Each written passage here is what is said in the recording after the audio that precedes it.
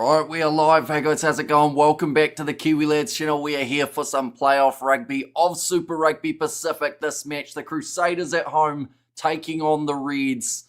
They did meet earlier on in the season, and it was a little bit more one-sided than possibly one of these teams would have liked. The Crusaders able to get themselves quite the handy victory there. They have a very impressive home semi-final record. They've got a few players back. Will Jordan, David Havili. It's going to be a tough day at the office for this Red side. Cold temperatures as well. But this Red side love a good fight. And they have been known to be a bit of a bogey side for the Crusaders in the past. So this could be a very intriguing game. And hopefully it does live up to the expectations of a great match. Now what we're going to be doing is we're going to be looking through at the starting sides for these two teams. One moment. There we go. It is now just loaded. But hopefully you guys are all doing well. Hope you're excited. Hopefully the weather's a little bit nicer where you are. As Will Jordan back in? He is indeed. And what's the weather like? It is raining, it is a little bit windy, and it's real feel of about -1 at the moment in Christchurch, maybe closer to 0 at this stage, but it's an ugly day for a game of rugby, but that could actually benefit the underdog a little bit here, because, you know, going into this game with running rugby conditions, you'd expect someone like a Will Jordan to be able to really perform. The Reds, they've got some great ball runners as well, but rainy conditions can just cause some little problems for certain sides. We have got, hi everyone, says Suds, raising your older brother, says T and welcome in. And hi all and Hamish, says Robert. And there as well, what's up Hamish, come on the Reds, says Bill. Yeah, it's going to be a tough one. They come in as quite a large underdog heading into this fixture, but it's not impossible. Like I mentioned, there are upsets that have been happening throughout this competition. Is this one going to be one that we do see as well? But Tamaiti Williams, Cody Taylor, Fletcher Null will be the front row. Scott Barrett alongside Antonio Shelfboon in the locking duo with Ethan Blackadder, Tom Christie, I should say. I'm very excited for this game, as you can tell, and Christian Leo Willie slotting in as the number 8. Noah Hotham and Rayvez Rehana as the 19 combo. David Havili returns in that number 12 jersey alongside Braden Enor at 13 with Sever Reese, Jay Fiaki, and then at the back they've got Will Jordan. He is a massive inclusion to have for this contest. I've talked about it all season. When Will Jordan's playing, this side seem to go a lot better. And when he's not there, they do seem to struggle. He has that vision from the back.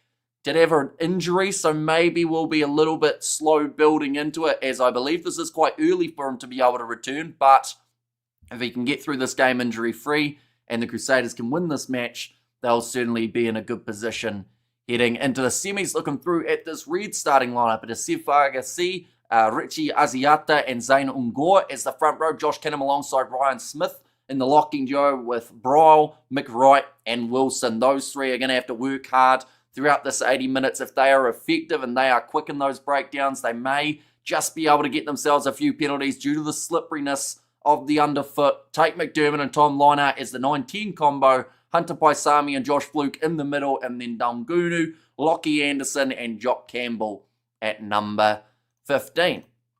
We have got there, I guess we all know about Arabians now, says Robert.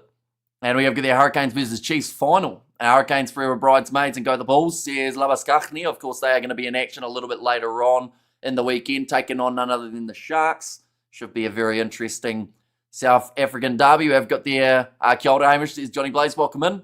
And Saders will take the win tonight, says Scott, and who face Chiefs if they lose in the semi. So, it does depend on what happens in this game as well, I should clarify. But at the moment, the way that it sits, if everyone wins who is a favourite, it would be Chiefs versus Hurricanes.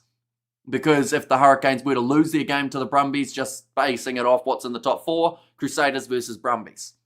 But if the Chiefs were to lose to the Blues, of course the Blues would go through to the semi. The Chiefs would lose their home field advantage for the final, but they would still be at home for their semi, I believe. So there's a little bit that can happen. And once we see what happens in this game with the Crusaders, if they get themselves the win, they pretty much book the home semi. And then if the Chiefs lose, then the Crusaders can book themselves the home final as well, if that makes sense. But it's very confusing. For some reason, it's the way that they've done it though, so we will be working it out as we go. Anyone, is it raining at the game? It is absolutely bucketing down, which I wish was an exaggeration, but the weather looks so ugly in Christchurch at the moment. It's been pouring all throughout the day as well. Crowd is probably about 15% full if they're lucky, maybe 20 at a stretch. And David Harvelli, critical return, also agreed. Says Jonathan, yeah, having those two back in the back line could be absolutely massive. Now, no discredit, of course, to Johnny McNichol from that number 15 jersey. He's been looking pretty impressive in the last little while. But Will Jordan just seems to be, when he's on form, almost unstoppable. Our game will not be great now. Yeah, it's a bit of a concern just because the last time that these two sides played, we've got it here, they actually had a pretty high scoring fixture, 43 points to 19 in favour of the Crusaders. That was actually played in Christchurch too, but I don't think the weather was looking like this. I think it was actually an afternoon game, if I remember rightly, up against the Reds, about a 4 p.m. on a Sunday. I think that game took place. This game, probably about, I would have to argue, at least 10 to 15 degrees colder. They mention about, at the moment in Queensland, it's sitting around 20 degrees Celsius. At the game, you're lucky if you're getting 6. But the real field's way down. It's supposed to snow down south here too, so not a nice evening for rugby. But let's see how it ends up going. Did you hear JOC is pissing off again? Says Kiwi Rob, so you got your wish, Kiwi Rob. He must have heard you. Always complaining about him each and every week, saying he's not allowed to play for a New Zealand side, so he must have gone, oh well, just take the money elsewhere. I still want to know who'll be inside centre for the ABs. Well, it's a tricky one because so many injuries as of late have been popping up for that number 12 and actually that number 13 jersey as well. The likes of Anton Leonard-Brown now out, Quinn Tupaia. You know, there's some of those guys that have been in great form all throughout the season and now they're not really going to get that opportunity. Geordie Barrett, is he going to be coming back in time? I think he is eligible. And we have got there's the Best Rugby Club Cup, the Aviva Premiership, European Club Championship, the NPC. Super Rugby is amazing in the playoffs, and same with the URC playoffs. Says them in the 11th, and we are going to be playing, or we are going to be commentating both of those competitions on the channel too. So anyone who is new, be sure to leave a like and subscribe. The two sides are just about to make their way out on the field. Those people are dressed perfectly for the conditions, as they have got the full-on jacket and all sorts. But these are the matches, ladies and gents, that are taking place. As you can see, the Reds come in as the biggest underdog of this playoff round. Now, if the Reds lose, because they are ranked 5th, I believe there's no way of them making it through. I don't think. I think that no matter what, they would miss out. So this is do or die for the Reds here. Whereas for the Crusaders, if they lose, they can actually still go through to the semi-finals if the Chiefs are victorious over the Blues. But the Crusaders making their way out of the tunnel now, ready to go for the match in Christchurch. But yeah, hopefully that makes sense. We'll see as this competition round progresses exactly who will be playing who. But that game between the Hurricanes and the Brumbies might actually come down to a situation of who gets the Chiefs, who gets the Crusaders. That could be the case. But it could also be a plot twist, which would then be whoever loses goes home. So there's still a bit to play for at this point in time. We have got the Are You Warm, Hamish? I am as warm as you can be in 4 degrees Celsius. Afternoon, what happened to the URC? Ended up playing soccer in the end. Says Katzenell, yeah, that's really lit the rugby world on fire. As if we didn't just get over that URC better than Super Rugby or other way around from Stephen Donald. Now the world's got something else to be able to split opinions about. And here's Will Jordan making his way onto the field with the Crusaders. It's the most try involvements for the Crusaders in 2025. The bloke's missed quite a few games too, so that just shows you how dangerous he is. This will be the last quarterfinal game at this stadium, says Kiwi Rob. And yeah, sadly, it's weird, isn't it? Because they advertise it as a quarter because of the fact that that's normally what comes before the semis. But yeah, this is a weird format where we've only got 6 teams in our quarterfinal. We have got the Jordan to get the hat trick, says Ruth, and Polar Storm off the coast. So it's very, very cold. I feel like there's going to be a big upset tonight, says Death in there. And also this weekend going to be momentums for South Africa Bulls versus Sharks, now expected in areas. Well, is that expected in South Africa, Anita, that there's going to be snow? Imagine if that game's played in snowy conditions. I know that there was a game for the Stormers this year that we covered that got pretty much flooded off for the first 2 hours, and then they came out and had a bit of a go because of a lightning warning that was lifted. Who needs to step up for the Aussie side, says Katzenell. I think that liner alongside McDermott in that 9-10 combo is so crucial for them. And then alongside that, you've also got that loose forward trio, Bryle, Mick Wright, and Harry Wilson. So then that, of course, puts a lot of pressure on someone like an Ethan Blackadder making his way out there. Tom Christie, he's had a phenomenal tackling percentage all throughout the season. I believe about 97. I haven't seen too many players with a tackle percentage higher than that man. And, well, there's like 5 people in the stadium. Yeah, I think anyone who hasn't gone to the stadium is pretty smart for this weather. Like, yes, you want to support your Crusaders, but at the end of the day, hypothermia, is it worth it getting it at this game? Because that's about all you're going to get from watching this contest. Disappointing crowd. Yeah, but it's bloody pissing down, isn't it? There's like a torrential downpour. It feels like it's minus out there on the field. And, you know, no discredit to the Reds whatsoever, but maybe if it was a New Zealand derby, you might see an extra 50 people there. But it's terrible weather. It's like awful for a playoff game. Sun's definitely not going to be shining at any stage throughout this contest. They've just said Crusaders coming in as hot favourites for this contest. Actually the biggest favourite of the round, 4 degrees. What awful conditions, says Ruth. And Les Kiss about to remember this one. National is coming. How do we only care about grand finals? Relax, it's bad weather here.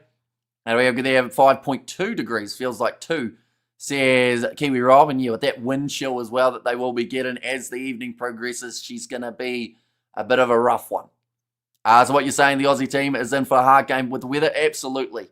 In Queensland, it's about 20 degrees Celsius. I thought Crusaders fans were hardy. Yeah, but you also got to remember, Crusaders fans, no offence once again to the Reds, but the last time that these two sides played at this ground in ideal conditions, the Crusaders got them by over 20 points. So they've probably gone, it would have cost us $70 to sit in the stands in the downpour. We might as well go to the semis next week. Good luck, Sivu, says Nanai there. Obviously, 3 teams will go to the semi-finals. How does the 4th team get in? It's whoever's the highest ranked loser. So that's pretty much the gist of it. If all of the favourites win, it means that the Hurricanes would go through as the best ranked loser. Kickoff has happened as well, ladies and gents. Already a little bit of a slip there for Noah Hotham as we move into this playoff final. Reves Reihana kicking down the middle of the park. This will be hard under the high ball, but Lockie Anderson all takes it well, but then slips over in the process. There's going to be a lot of that today. That surface at Apollo Project Stadium kind of just grips a little bit if you can dig a sprig in, but if you can't, you're just pretty much ice skating. Going off to the left-hand side, Cullen Grace. Was it? No, it was Blackadder, of course, in the starting lineup. I was about to say, surely they haven't made that switch already. Nothing worse than somebody stepping on your hand in cold weather. It sounds like a normal winter game here, says Fleshin. And we have got the airman Jordan got that wax. What does that mean? Does that mean like he looks like he's, like his hair has got the wax, or like he's been to a waxing place? Or what's the go there? I don't know the hip slang. Let's go the Aussie, says Champness. Now rolling this one back for Tate McDermott. And go the Crusaders, says Nanase. Now that one's going to be kicked downfield from McDermott towards the touchline. Nicely taken by Severus, who gets the offload on the inside to Reves Reihana. Hotham slings it across now to Cody Taylor in a bit of open space, the big man. Slowly been building into his season.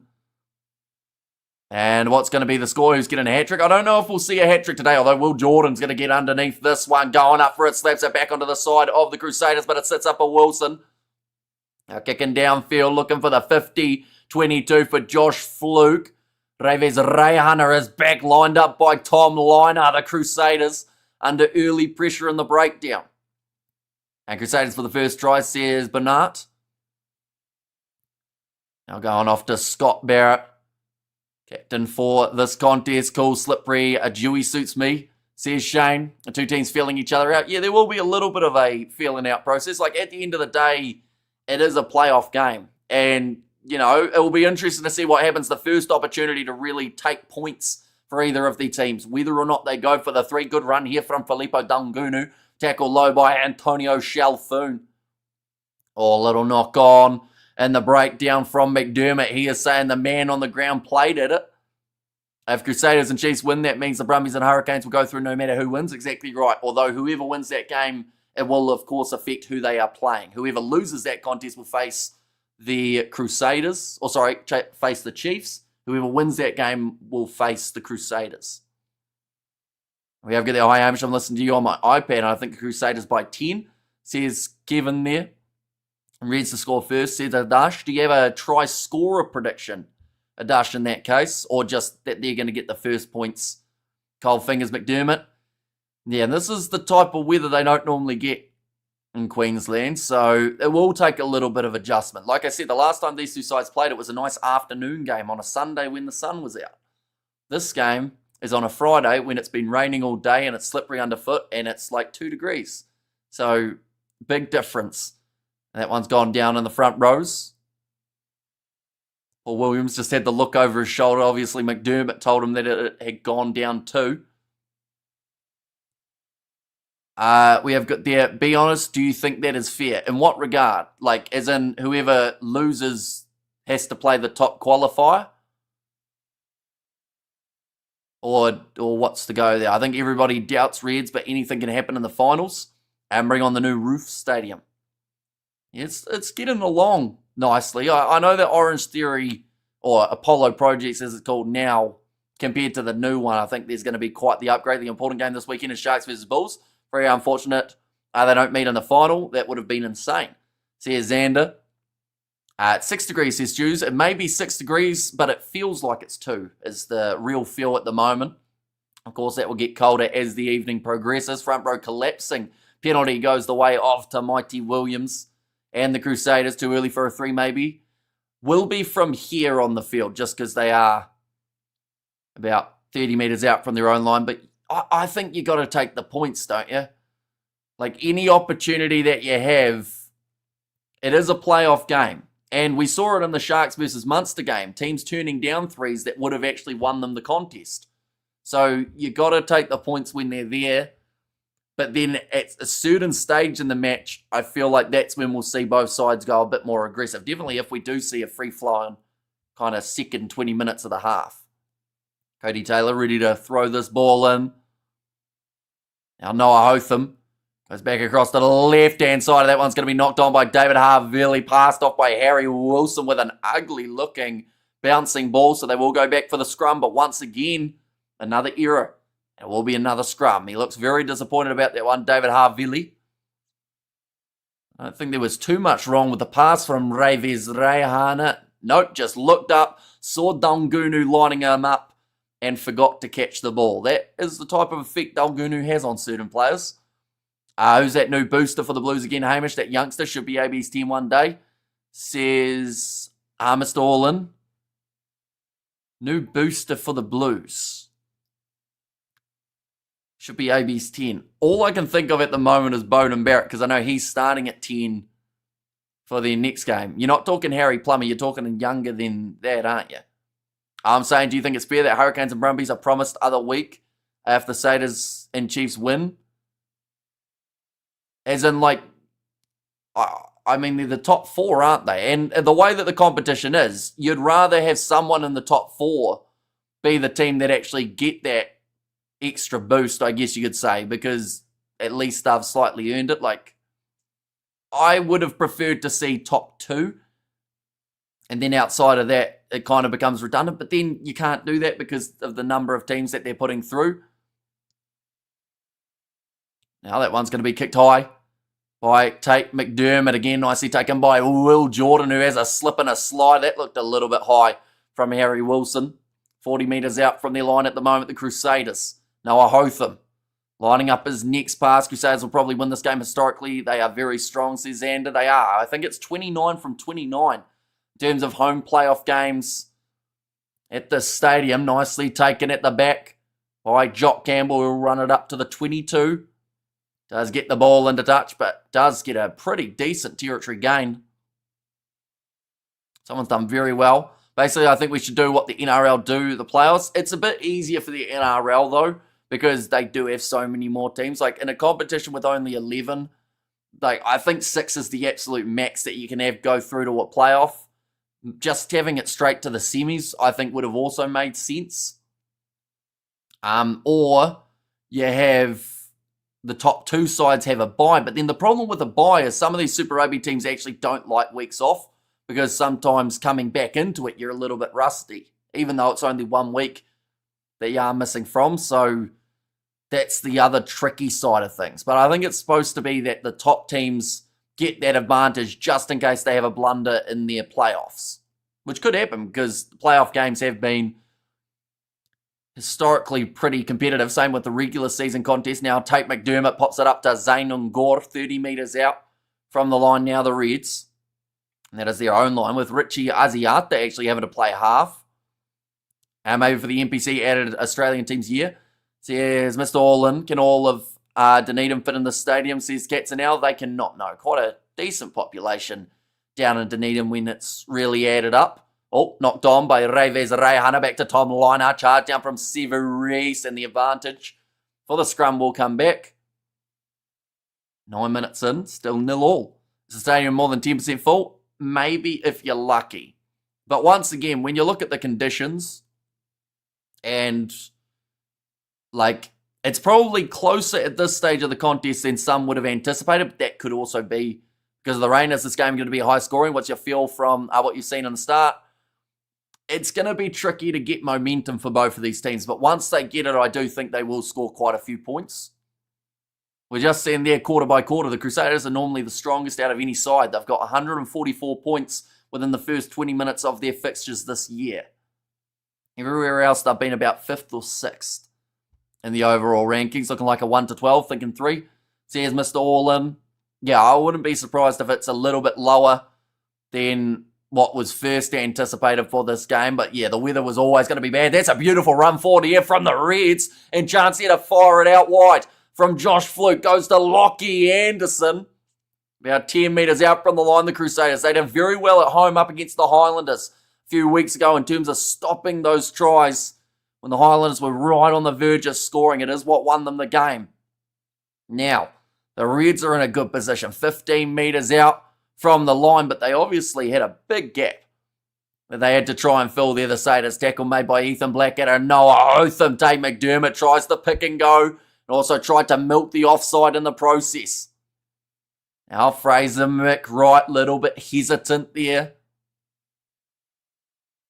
I think they've tried to hold him up, but he has now gone to ground. The ball is available. 10 metres from the Crusaders line, and it's a knock on from Joe Bryle. Just wasn't quite able to regather it. Very few spectators, reset status, says Nanis. And no way, says Seller, in capacity 30,000 in the new stadium versus 18,600 in this stadium, says Kiwi Roll. We're going to see it here, though. They managed to just have a piercing run through the middle of the field. I think it was Noah Hotham who did miss that initial tackle on Josh Fluke. Did leave quite the hefty gap. We have got there, dumb mistake by the Reds. Goodness, says Johnny Blaze. And ouch, too slippery, says Ruth. Yeah, that one just slipping out of the hands of Bryle. 2 handling errors apiece at this point in time for these sides. I think there's going to be a lot more than that, though, throughout this contest. Time in opposition 22. We haven't actually seen the Crusaders visit the Reds 22 with ball in hand throughout the first 12 minutes, but it's a big push at scrum time, collapsing under the pressure there for the Reds again. And it will be the penalty now going the way of the Crusaders. Now, we also see the return on the front row from Fletcher Null. In a few weeks off due to injuries, so him, Havili, and Jordan all returning at the same time. Blackadder did have a slightly shortened game back from his injury, but he is out there rearing to go yet again. Reveza Rehana looking for the touchline, does manage to find it. And Crusader scrum looking great. And wet ball's not great, says Ruth. Yeah, not ideal in this type of game. Definitely because both of these sides, I think, throughout the season have found their most success when the game's kind of open and they're able to get their run and rugby going. It's a bit more tricky to do it in these type of weather conditions. David Havili bumping off. Fraser McWright finds a bit of a gap there. Passes quickly to Will Jordan on the outside. He will grubber it forward. Oh, it went out on the full. Just hit the line with it, Will Jordan. If that one had pulled up, that could have gone absolutely anywhere. The mighty Williams is going to work in those scrums, says Rodney Well, Jordan, first game back, Havili managing to find a bit of a gap after he bumped off Fraser McWright. And then just that rush defence on Braden Enor. Now, he looked pretty banged up last week after a bit of a rib injury, but he's still there, which is great to see. Now McDermott sitting 30 metres out from their line here, the Reds. They will kick it downfield. Sever Reese retreating. Waiting for it was Will Jordan, who's done extremely well to be able to take it. Now passes to Reese on the left-hand side. We have a counter-up coming here from the Reds, but the Crusaders protect it well. Did you hear Michael Hooper isn't going to play in the Anzac team, but he's going to do the expert comments. Good on him. I think that he's found a bit of a calling for himself in terms of the commentary and analysis side of things, because when you hear him speak about the game, you can understand why he was so good, because he just looks at it from such a technical and, I guess, smart standpoint. So, yeah, I'm sure he's got a few expert comments that he'll be able to give throughout that contest. Now I'll take McDermott. Going back across to the left-hand side, Hunter Paisami. That was rush defence from Blackadder. One of his legs slid one way, the other went in the opposite direction. I wonder if Levi Moore is going to look elsewhere, given he can't get into this Crusaders team. Yeah, he's probably, for me, like, he's done all right when he's in the Crusaders. Oh, that's a pass from Mighty Williams. David Havili going for the grubber in behind, and it's going to go out about 3 metres from the Reds line. A very smart kick in these type of conditions from David Havili there. But, yeah, in terms of Levi Moore, I was gutted when I saw that he left Moana Pacifica, just because he had such a great season for them. And then I knew that him going to the Crusaders was going to lead to less game time, even though he's such a dangerous player. But, yeah, I think that, like, he's still going to be a great option for when they give him the chance, but they just don't really give him much. Richie Aziata, ready to throw this ball in, nicely taken by Josh Canham. Oh, that was another mistake, and it's picked up by Scott Barrett, who maybe just got a grounding. That might have been a very big mistake, but that's why Havili went for the kick in behind. Forced the error at line-out time, and Barrett, of all people, may have just popped up with the try. He's pretty confident. He's jogging back to halfway with the rest of his side. Okay, they just want to check the contest and the line-out here. So I don't think they're that concerned about the grounding as of yet. The first step, of course, is going to be making sure that that line-out was legal. Oh, no, sorry. On-field decision is no try. As Kiwi Lads done your live stream for Rugby Itch. Tim filling in for Hamish on numerous times, says Doc. I have not. I've never actually been asked to do a stream on Tim's channel. We have, of course, had him on quite a few times, though. And we also, last year, we did quite a few collaborations all throughout for both channels. Richie Aziata is actually standing in the field of play there. So Christian Leo Willie misses it initially. It bounces off the back, and then the ball's dropped. Does it hit? Oh, did Scott Barrett do a little cheeky thing in there? Maybe he knocked the ball out of the hands of Mick Wright, and if he did, he was possibly in an offside position. Well, looks like it's going to be all right. That looks pretty close to down. I don't think they're going to get a clear grounding, though, because Tate McDermott then sat on Dalgunu's head. Good spotting over to Studs Rays. We have got the illegal throw. Hooker was in the field of play.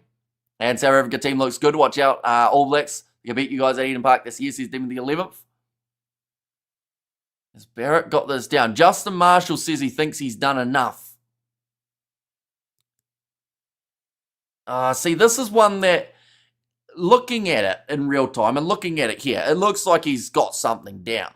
But because they have to have clear and conclusive evidence, because the on-field decision was no try. See, that's interesting wording there from the TMO. If you're happy it's over the line, you may award the try. But Paul Williams said he didn't have a grounding. But he has now changed his mind and said, yep, that is a try. So obviously he felt it was at least over the line with his no try decision, but didn't know if he had actually got it down. We have the Out Rugby Itch Girls channel with Hamish commentary. Unfortunately, he never asked Tim as kind heart to help. says Doc. And yeah, unfortunately, he's almost at the stage how he's retiring from his YouTube for a little bit. Because, yeah, I've got to either do the predictions by myself or I've got to do them with someone else. At this point in time, he's getting very busy with his studies, Tim. But Scott Barrett disrupting McWright to initially stop that ball from going off to the right-hand side. And we have got there, saying South Africa aren't a good team, says Deb in the 11th. And 85% of try, says Jonathan. That kick has gone over. The kick has also, that kick has missed, I should say, rather than has gone over. The try has gone over the line, and now it is 5-0. He's doing the college thing. He certainly is. Very busy man, Tim is. Now, rolling this one back here, Cody Taylor. Going to be sitting at the back of that breakdown for the Crusaders, but that is their first try of perhaps many in this contest now that they've been able to cross that line once, but they have continued scoring in the early stages. He's getting paid for sure. The question is how much? Who are we talking about? Like Tim or the ref? I got you on the TV and got him on the computer. Says Robert V. I said Robbie Itch is on. Says Kevin and there as well. Now ready to throw this one in. Richie Asiato. 2 men going up for the Crusaders. How they managed that? They must have thrown a guy at the front and thrown a guy at the middle. Someone was very busy. Probably had a hand both ways. But now Harry Wilson goes in behind to Tom Liner. Finds Anderson. It's going to be wrestled back by, I believe it was Braden Enor. Tackled round the halfway line. Good shot from Fletcher Null. Listening to this from Somerset, UK. Thanks, guys. Says Graham. And we are going to be live all throughout the weekend. All of the Super Rugby playoff games we are covering, as well as the semi-finals of the URC. To be sure, keep an eye out. But Tate McDermott going off to the left-hand side again, 40 metres from the line. Christie makes yet again another tackle. Like I mentioned earlier on, he's got about a 97% tackle completion throughout this season. Now Ryan Smith trying to make those couple extra meters, but they haven't really gone anywhere in the last 3 or so phases here. The Reds, a little bit of push and shove there between Tamaiti Williams and Josh Canham. Now, at a guess, I would say that Tamaiti Williams threw his headgear, and he's getting in his face as well, just to let him know about it. Canham's just thrown his headgear away. He said, nah, I don't want it anymore. Tamaiti touched it. And the international games need to begin already. The Eden Park test is one I've been looking forward to the most. There's a big tackle's taking place. Says Shoes. Yeah, there's going to be some physicality out here. And there's also probably going to be a yellow card, if we're being honest, just because of the slipperiness of underfoot. Yep, the headgear is actually being taken off for Josh Canham. I'm watching from Perth, says Noodle, so welcome in. Hopefully the weather is slightly better in Perth than it is in Christchurch. We've already almost had a quarter of this matchup. And who does the winner of this game face in the semi? The thing is, there's no guarantees. They could actually play, I think, about 3 different sides, in fact. So whoever wins this game, if it is the Crusaders, they will be playing either the Blues, the Brumbies, or the Hurricanes. Which sounds very confusing. The only team that they can't play is the Chiefs. Because if the Chiefs lose and the... No, not quite. Almost, but not quite. No, they can't play the Chiefs. Close. They can go 1 versus 3, but that's not how it works. It's 2 versus 3. That kick's missed touch from the Crusaders. Filippo Dangunu going down the middle of the field. There's a bloke getting some attention. I think that's Reves Rehana out there on the field. In fact, no, that's Reves. That might be Tamaiti Williams, who's having a bit of a knee injury here.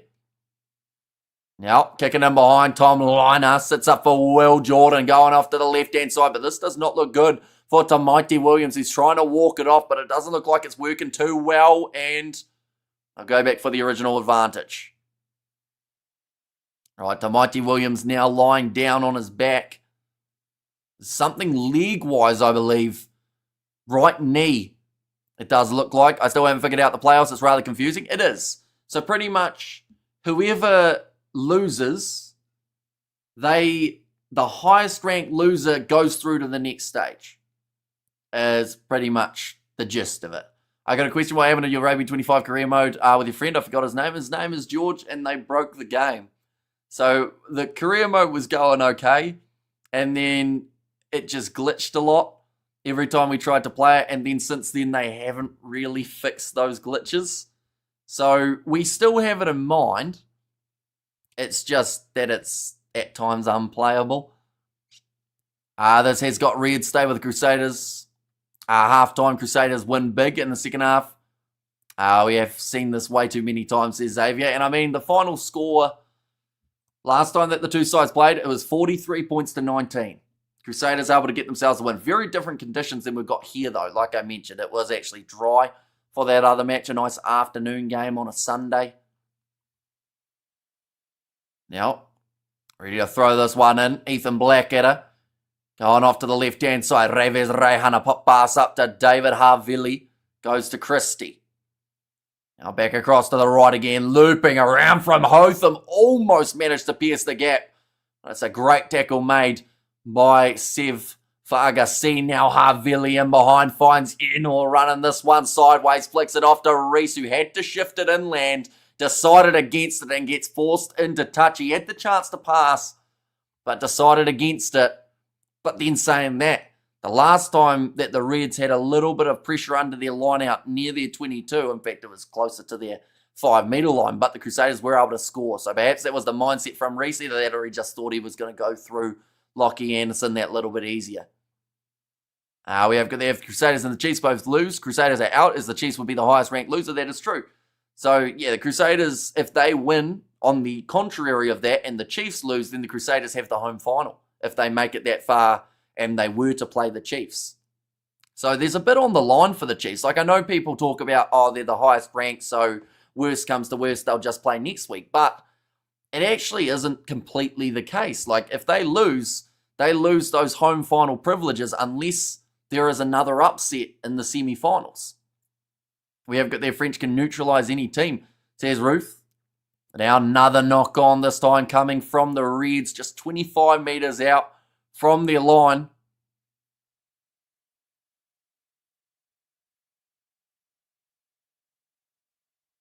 I guess one of the Aussie commentators there have just said that the Crusaders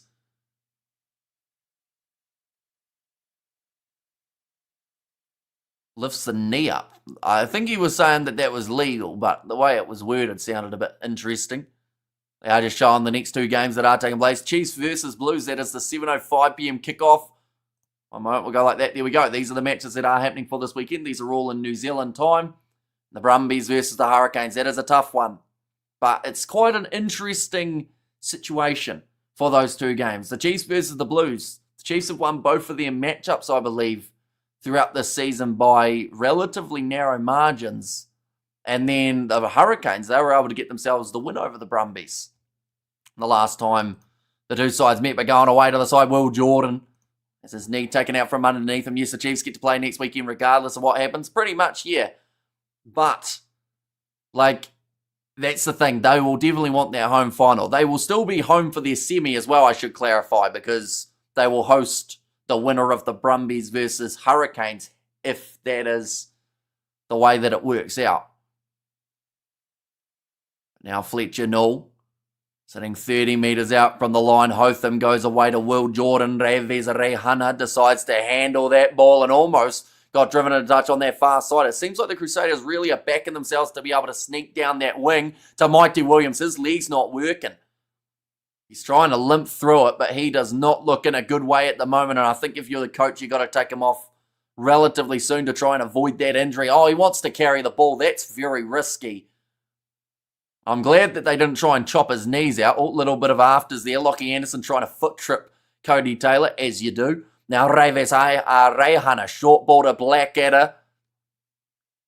Hotham again going off to the right. Havili had Fiaki with him a long way off the wing. Back across to the left. Oh, that one slipped away from Reves Rehana, but a great pickup from Will Jordan. Which side of the stadium you on? Says Novmum. Is that for someone who's at the game? Possibly. Oh, big run from Fiaki. It's up to 22 metres again. McDermott looking for the turnover. He was clearly in off his feet there. He's given away the advantage. Pick and go there. From Severis. Hotham goes back across to Reves. Rehana Havili goes with the up and under. Jordan thinks about going for it. It will sit up for Dungunu. They'll go back for the penalty. Now is that situation that I mentioned. Do you take 3 points when it's on offer? 2 minutes 0 knock-ons. Opposite side of the green zone. And Blackadder power over, says Roof. Right.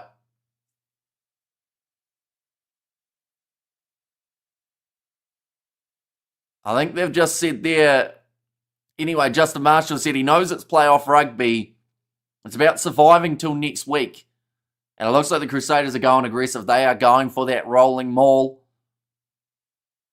It's a big call. And like I've mentioned, we've seen playoff games already. The quarterfinals of the URC, the perfect example, where sides have turned down 3-pointers for the sake of going for the tries. Cody Taylor, nicely taken by Scott Barrett here. And the rolling maul looking well set. This is going to be hard to defend if you are the Reds. 5 metres out from the line. Hotham calling over some more backs. And now about 3 metres out. Referee telling them to use it once. Taylor still on his feet. Manages to... Havili ripped it off him. That was very close. But I think Cody Taylor wanted to go off his back and have another crack himself. But Havili pretty much tore the ball off him.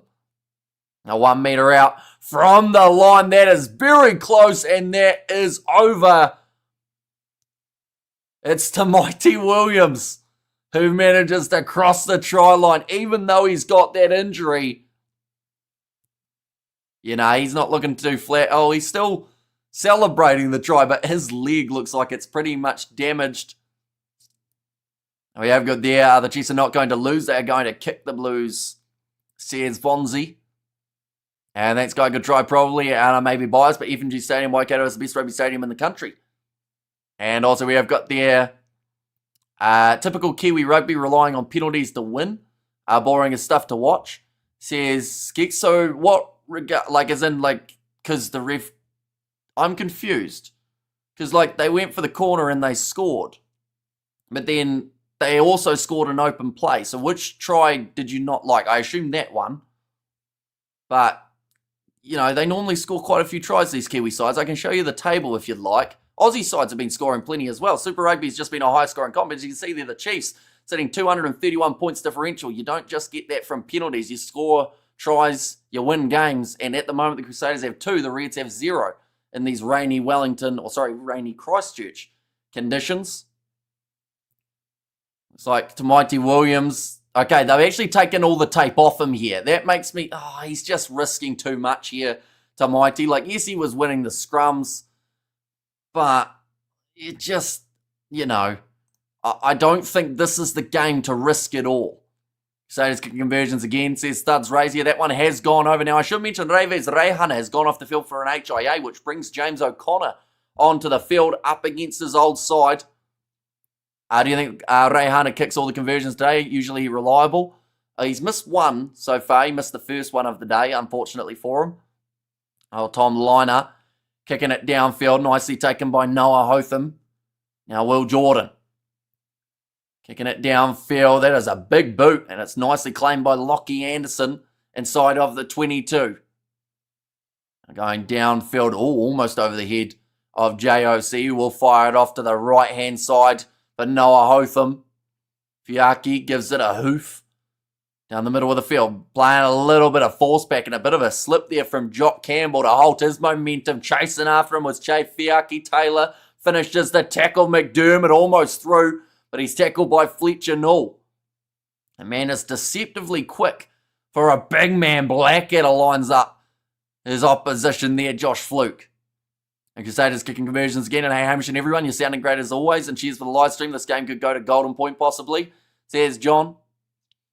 Yeah, of course, that game of the URC, we went to penalties, or I guess the kicking contest after the extra time of 20 minutes. Oh, that one's gone straight up from Ethan Blackett, from Tate McDermott. Claimed now by the Crusaders. Short side, Christian Leo Willie goes off to Scott Barrett. Set hard by Dungunu, and he's forced the error. Disappointed about it as well, Scott Barrett. There's some huge hits that are coming in. I feel like that one from Dungunu was just to get a little bit back from Blackadder to put in the big hit before. And just times it well. Final score, says the Red Warrior. I think it's looking like we're going to get a little bit higher scoring than first anticipated with this weather, but it's still not going to be massive scoring, I wouldn't say. Has some wild stuff, says Ruth. And Blackadder is a massive impact player, such a difference when he's playing, says Studs Race. Is there a link for the game? Sadly, these games are only really shown on Sky, Stan, and Super Sport, so they're really only paid subscriptions. The highlights will be up on the Super Rugby YouTube channel straight after the game. But, yeah, I wish that there were more free-to-air contests, like the final being free-to-air or the semis would have been great.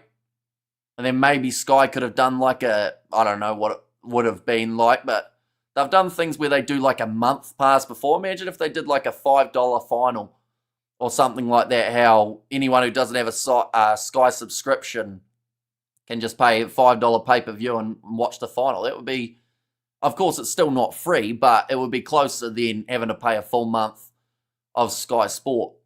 Tom Liner, good clearing kick from just on his 22.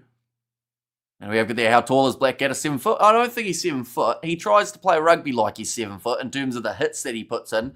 He also plays like he's 150 kgs in terms of how much he tries to smash people. But I think he's around that 6 foot mark for Ethan Blackadder, I believe. Now Cody Taylor, line out throw around the halfway line here for the Crusaders. That's going to be nicely taken. Hotham goes off to James O'Connor. Reves Ray. Oh, Ethan Blackett has just run really, really hard at the opposition. And every time he does that, I wince because of how many times he has gone down with injuries. They have had some games on Sky Open. They have commercials, so it starts off live, but ends 30 minutes after the live coverage. Says the Sporting Kiwi. Now, nice pass on the outside to Sevu Reece. Oh, strip clean from Joe Bryle. Now the Reds back in possession, although Antonio Shalfoon gets in there and rips it back. Noah Hotham tackle around the halfway line. It is competitive in the breakdowns at the moment. The Mighty Williams, another wide slinging pass, finds Tom Christie, who's found the try line a few times throughout the season. I believe 3 times in total. 1 metre 90. Says heptagonal ghost. That's quite the tongue twister. Sevu Reece trying to step around Zayn Ungor. 6 minutes left in this first half of the first playoff final. Enos skip pass. Goes to David Havili looking for the 50-22. Not a bad angle on it. It will go out about 25 from the Reds line. Once again, this Reds line out will be under pressure. And we have got there 9 foot tall and consumes the English with thunderbolts from his eyes and fireballs. Stunts race. I remember when Event Cinemas was showing All Blacks test matches. They should have brought that back for the Super Rugby playoffs. Yeah, see, I feel like, there's to Mighty Williams going off the field now due to his injury. Bauer will make his way on. Yeah, I know that bars at the moment, or like, even if it's just a pub or a sports bar or anything like that, they're quite popular just at this current point in time to go and watch the games because, of course, you're still going to be paying for drinks, but, Tom Liner might have just had his nose put crooked by the back of Sevu Reece's head. Looks like it's causing him a bit of discomfort. And Williams is off, says Stu's World. Yeah, Tamaiti Williams, I would assume, will not be returning in this game no matter what, even if they need another prop. Oh, nice attack and run from Josh Cannon. Brave way to carry the ball just in one hand. In these type of slippery conditions, it could slip out extremely easily. Now 5 minutes remaining in the half, and the Crusaders giving away the penalty advantage. Knock on from the replacement, Tim Ryan. I like to see you do better than Ox, says the Red Warrior. And the Junkyard Dog is on, says Bill. And Reds cannot hold the pill, says Studs Race. And it can be frustrating because definitely in a game that you're now down by 12. If it was within 7 or maybe only 7 down, the pressure's there, but the longer that this game goes with this lead for the Crusaders, the more it just slowly feels like it's slipping away from you. They are just saying about the Reds, they just need to test them out defensively. See if they can find a way through a gap. Sitting about 40 metres out from the line. Do you see Italy giving South Africa a real test before the 2 tests in New Zealand? Probably not. Like, Italy are a good side, don't get me wrong, but South Africa's got some insane depth at the moment. So they will probably shuffle around their team a little bit, give everyone some time before those other matches, and, you know, they'll do fine, I would think. Now going off to the left-hand side, nice take from Josh Fluke. Oh, Havili's now down with a bit of an injury here. It looks like, what's he doing? Nah, he's all right now. I think he might have just taken a bit of a knock to the nose as well. That seems to be quite common in these conditions. Antonio Shalfoon makes the tackle, sitting about 40 metres out from the line now, the Reds. They've just struggled to get that go forward when they've got the ball in hand. Crusaders doing well to shut it down, but here comes Harry Wilson. 2-man tackle on him, though. Almost a steal on the breakdown from Fletcher Nall, but he was in off his feet. Now, little grubber attempted in behind. Tim Ryan kicks it for Will Jordan. Going to be under pressure, but he regathers it. And they did have the advantage. Where'd that advantage go? Okay, it's on the line now. It's going to be a 5-metre scrum. Okay, I'm not actually sure where that penalty advantage disappeared to, but they've decided that they would just play on. And at that point, it actually became a 5-metre scrum for the Reds. So well done from Paul Williams to see the potential of that move developing, because I thought they'd just go back. We have got their penalty dropping on Jordan, says Rodney. Probably could have been, but yeah, Jordan just trying to get that back onto his line, save any sort of turnover opportunity, not to mention the strongest South African sides there's ever been, like Australia form, says Demon. And I think South Africa has a bad test to get prepared for New Zealand. Oh, as in like you feel like Italy won't give them the challenge, I guess is what you're saying there. I want to watch live, please. So your best sport bet is Sky Sport, Stan Sport, or Super Sport, depending on where you are in the world. You won't be able to find it on YouTube, unfortunately, just due to copyright infringement. They would take us straight down if we showed anything.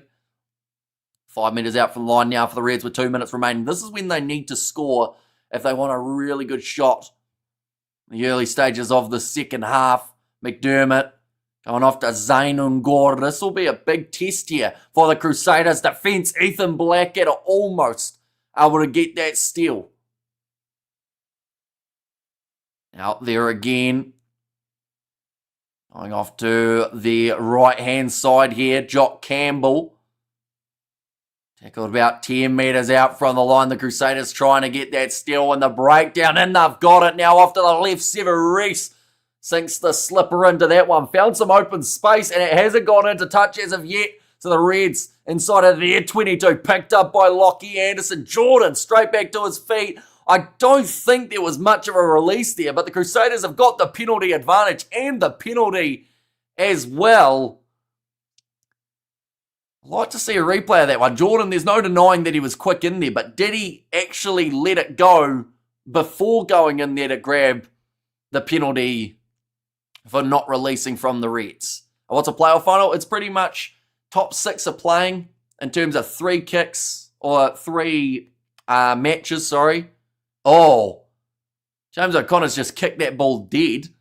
So that will be the end of that one. Definitely not what we're used to seeing for James O'Connor. Frustration as well. He said, sorry, boys. You know, that's shocking from James O'Connor. I don't know why he tried to kick that off the side of the boot when he was only 10 metres out from the line, but that is a monumental error up against his old side there, James O'Connor. And my kind of kicks his bill. But yeah, pretty much there will be a semi-final taking place next week, or the 2 semi-finals, and that is pretty much determined by the 3 winners here, and then the best ranked loser goes through as well. Now the Crusaders on the halfway line. Siren sounding. James O'Connor goes on the inside to Will Jordan, trying to make up for that error before. We never actually saw a replay of that breakdown, so yeah, we'll just assume Jordan was in there lightning quick. Oh, stolen by the Reds. Oh, what's that? I think that there's another knock on. They'll kick it into touch. They're the Reds. But one of the Reds players tried to kick it into touch. All he did was kick it into his teammate's nuts. And then it bounced back into the hands of the Crusaders, who then dropped it. And then it's kicked out. So we're at halftime, ladies and gents. 12 points to 0 in this playoff final. Good to see Will Jordan playing, says Jason. And well, who would have thought?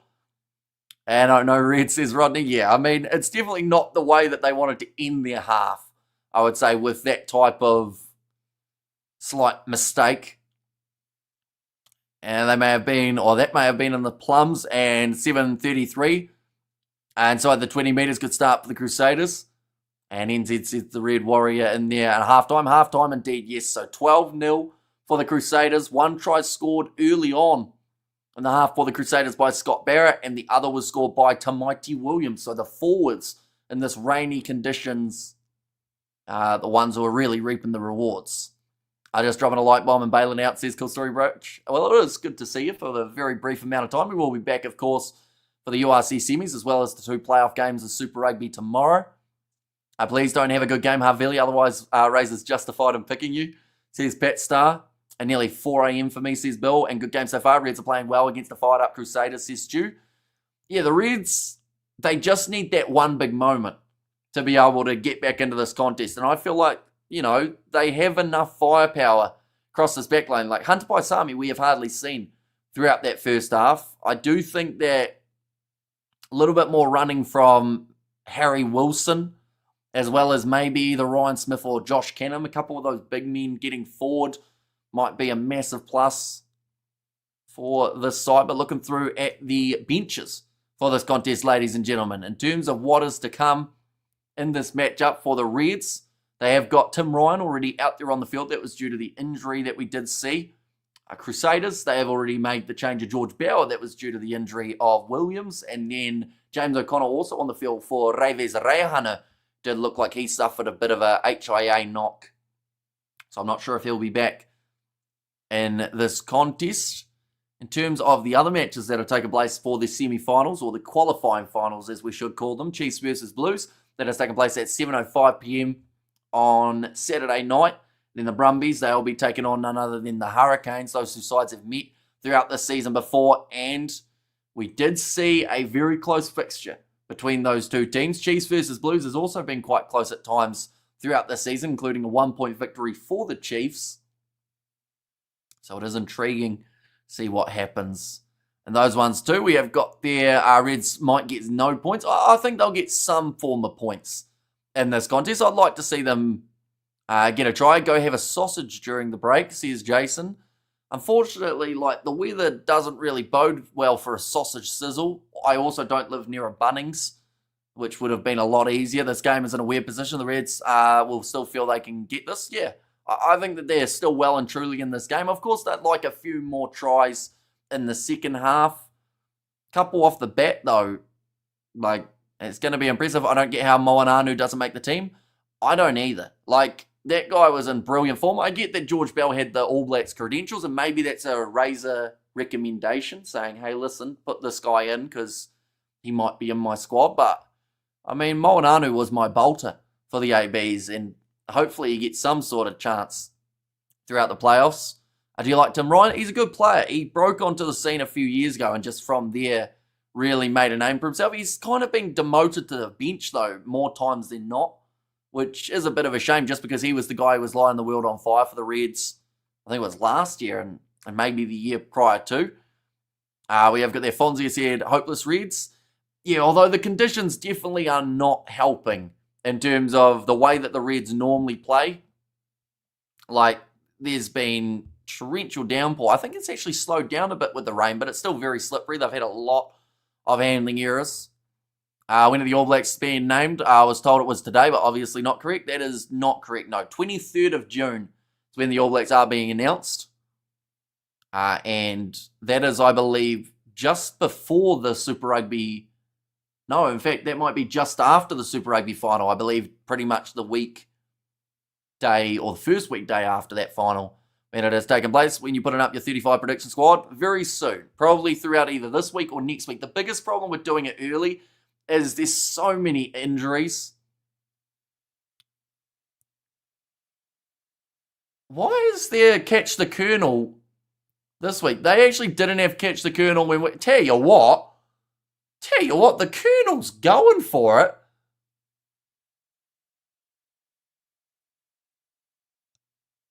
How many seconds was that Colonel's running? No one was catching that Colonel. That Colonel was Usain Bolt in his prime. I'm going to get a timer out just while we've got a little bit of time. That was an insane run from Mr. Colonel, ladies and gents. The Colonel has wheels, says Bill. Yeah, normally the Colonel slows down. But that Colonel was on something. Drug test that Colonel. How quick was this? I've got the timer out. The Colonel actually covered a lot of ground. The Colonel ran that in like 12 seconds for 100 metres.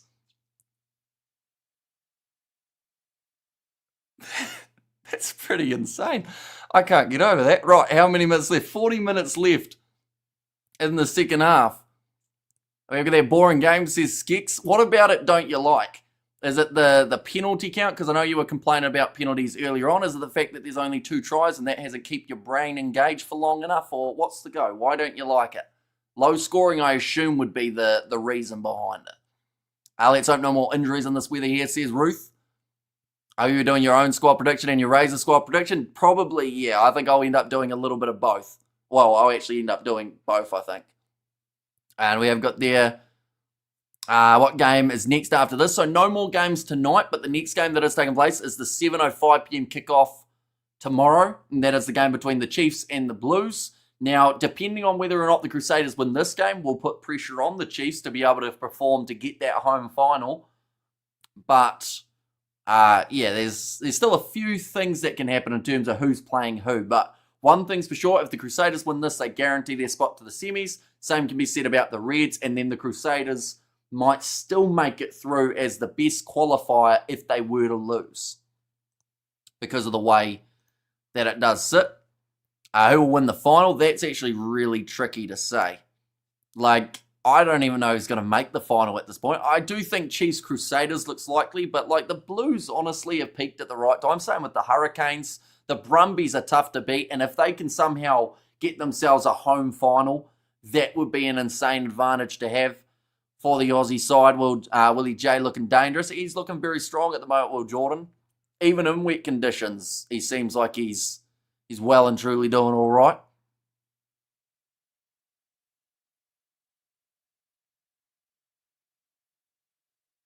Right, they have just said LCL for Mighty Williams, the outside of the knee. How to make 3 quarterfinals to 2 semifinals. So pretty much it's the 3 winners and whoever is the highest ranked loser is the best way of describing it. So someone's going to get an extra life in this competition. So let's just say the top 4 win, the top 3 win. It means that the Hurricanes would get themselves the lifeline. They will go through to the semi-finals to meet these teams again. Except in that case, it would be Brumbies Crusaders for the semi, Chiefs versus Hurricanes as the other. If the Chiefs were to lose to the Blues would go through to the semi. The Chiefs, they would then still make it through as they are the top-ranked qualifier. So if the Chiefs win, the Crusaders win, then whoever, of course, loses this game then gets that extra step up, if that makes sense. It's a bit confusing, but all throughout that Brumbies Hurricanes games, we'll be keeping you updated in terms of what is sitting. LCL is a big deal. As LCL, it can be a long-term injury, depending on how badly he's hurt it. Like, that's just the speculation at the moment in terms of where the ice pack is and whatnot. The fact that he was able to make his way off the field is impressive. It is just ridiculous that they allowed Mighty Williams to continue playing until he got injured. Well, that's the thing. Like, he was already pretty banged up before scoring his try, and I thought that was when they should have taken him off. But the side of it that I guess they went with was he'll try and walk it off. Then he took his strapping off, which I think was even worse for the injury. But, yeah, it could have done a season ender. We have got there 23rd of June 2025 is the All Blacks naming at midday. So the Monday after the public holiday, says Kiwi Rob. I like how you put it in caps just because you felt like no one was listening. We have got there Mr. All in and said, damn.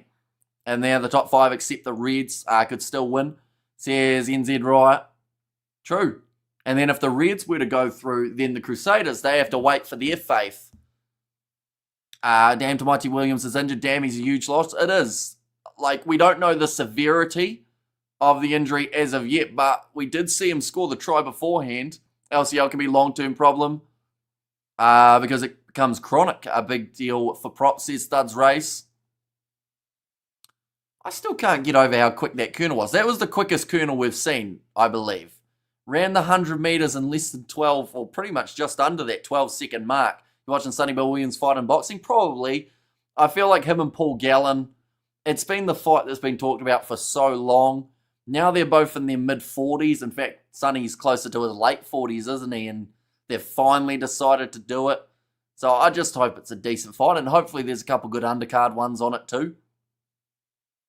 But that's in July, isn't it? So we've still got to wait that little bit longer before we do get to see it take place. Williams might have to hit the oxygen tent for some recovery, says Stu's World. I need to start our bench this year, says Mr. Orlin.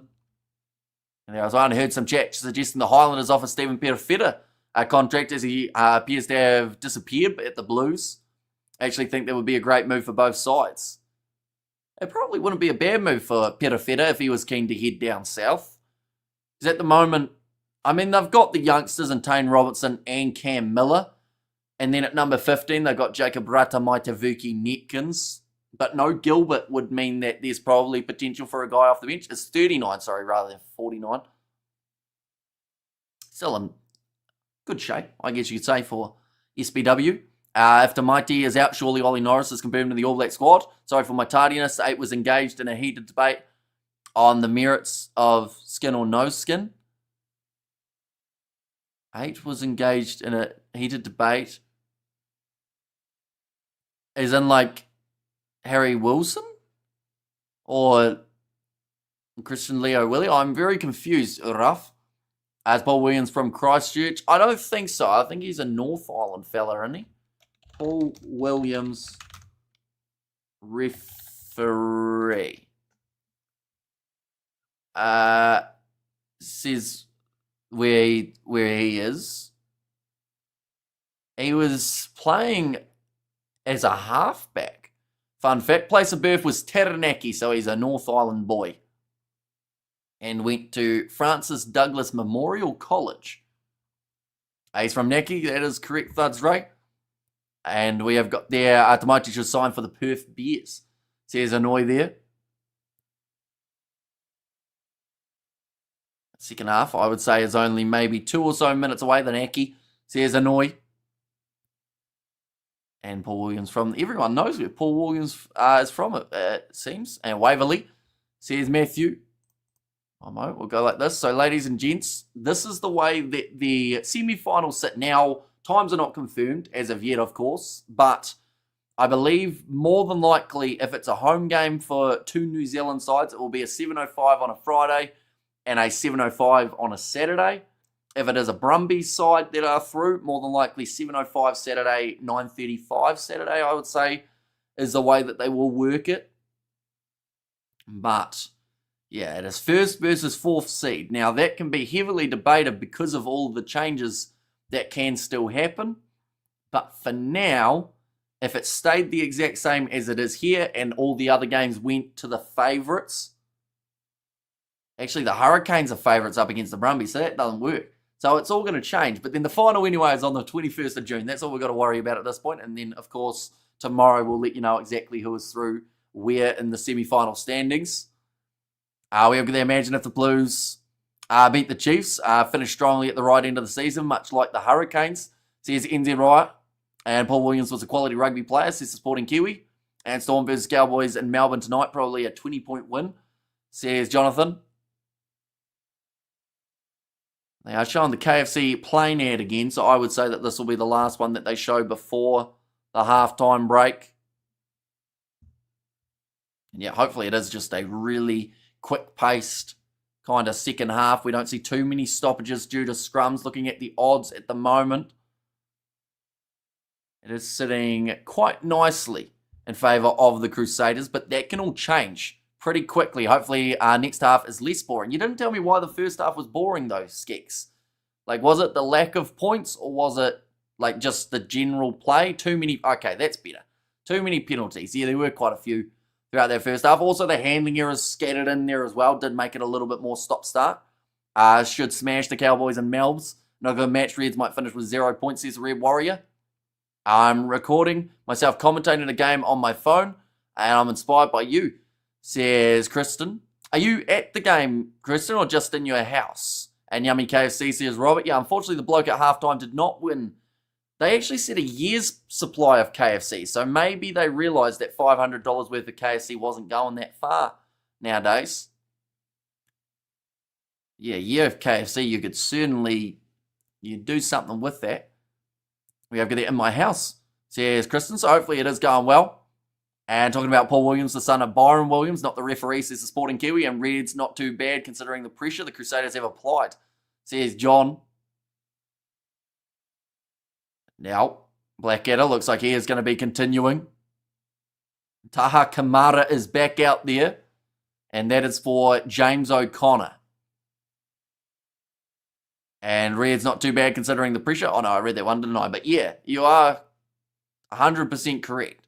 Like, the Reds could have been sitting much further down in the overall standings, but they're not. They're still in this game. Mistake from Harry Wilson. 40 minutes remaining. You got Popeyes now over there with biscuits. It's North Island, isn't it, the Popeyes that we got at the moment? I think that they were going to add more, but then people went, no, we don't want it. So I don't know if they're still planning to. You're friends with other rugby YouTubers? Some of them I do talk to. Oh, nice take from Will Jordan, close to the sideline. Nice take from Che Fiaki. Got it off on the inside of Christian Leo William. I think that's the first time that we've actually seen that man with ball in hand today. Now, Taha Kamara. Wait, they said Taha Kamara, but he's not playing. It's Ravez Rehana who is on the starting side. I think they might have gotten him confused. There's the other injured man. Now I'll pick and go from Noah Hotham. Hotham running the dummy when it stretched out. Says Mr. Allin. Oh, almost a steal there for Fraser McRide. And in fact, he does get the penalty. I try Popeye stick to KFC, says Rodney. Yeah, it seems to be like people are very much set in their ways on KFC. And it's like, it's weird, isn't it? But it's kind of like people are territorial over different companies coming to New Zealand and starting chains and whatnot. So I feel like any review that we've seen of Popeyes that's been slightly good seems to just get brushed under the rug because they go back to the, it's worse than KFC. Soon as it opens up down more, I'll send you a ping, says Robert. Admittedly, I thought the Crusaders would be further ahead, but that could be due to the wet weather. Yeah, I think the weather has definitely made both of the sides struggle a bit in this match. Nice take from Tate McDermott around the halfway line now for the Reds. They've got to score early. They want a chance in this one, and Carl's Jr. is the way to go. You know, Rugby Guy, I do not know. I know of him, but I don't know him personally. That's a good tackle made from Christian Leo Willie. Seems like he's come out in the second half a little bit more aggressive, I guess you could say, and that is a good steal from the Crusaders, or at least the pressure of the breakdown caused the knock-on from the Reds.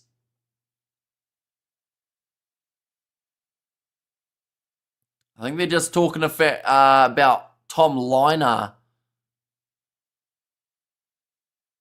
not actually being back out on the field. Bit of a concern, but I think Jock Campbell has slotted into that number 10 role now. Yeah, 88 matches for the Reds, 21 tries throughout that time.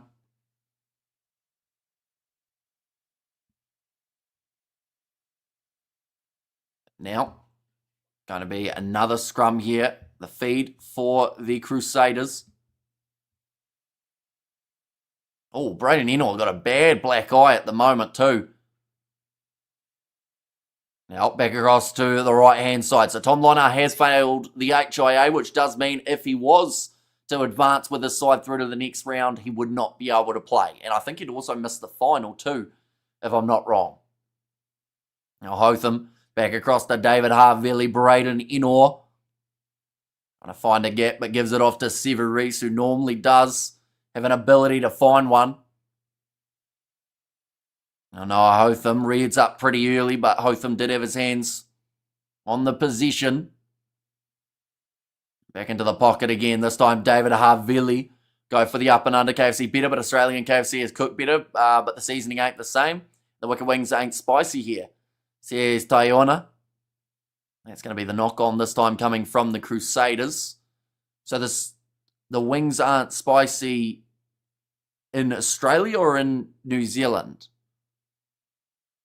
I've gotten slightly confused, but Australian KFC is cooked better, but the seasoning ain't the same, and the wicked wings ain't spicy. So yeah, is that New Zealand or Australia that ain't spicy?